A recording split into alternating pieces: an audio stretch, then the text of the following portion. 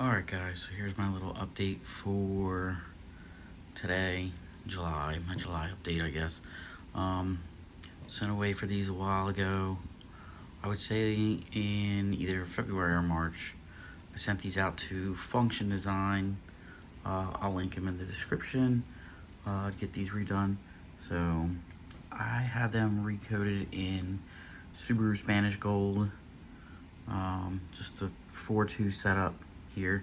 The only thing that I paid for extra was I had the pistons on all of them done with a Cerakote and all the hardware. So that black Cerakote is what you see on there. That's just your normal standard 4.2 Subaru brake setup like you see on some of the old STIs, version 6.7. Yeah. Or sorry, 5.6, and then I think the 22B had these brakes as well, and like USDM WRX 0607. So that's what I opted for because I have the rally wheels on my car. So yeah, so you can check them out.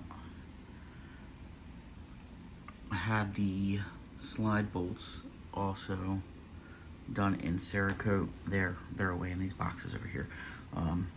But I'm not taking them all out right this second. The only thing that we're missing on this is these were in some pretty bad shape when I sent them out. I mean, I got them for really cheap off somebody local.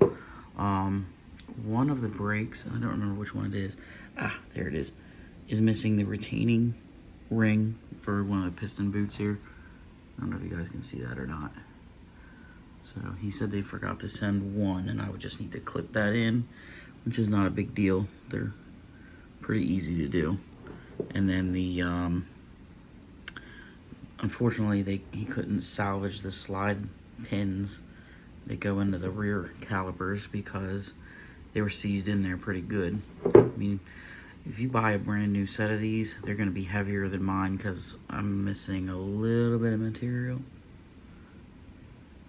you know, due to corrosion.